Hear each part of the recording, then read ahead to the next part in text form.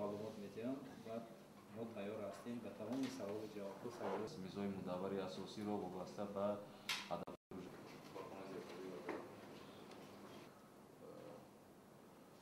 در سطح عالی گذشت.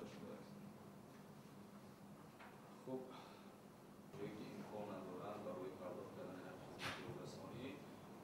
Как помните, в прошлом году был введен роялти на использование воды крупными гидроэлектростанциями. И вот сколько на данный момент задолжали вам таджикские станции? Говорят, что Санкт-Петербургский КЕС-2 задолжал вам более 2 миллионов сомнений, наверное. Если можно, раздельно по станциям. Какая станция, сколько дошла? Что вы сказали, гидроэлектростанциями с нами таких договоров нет. Это на другом уровне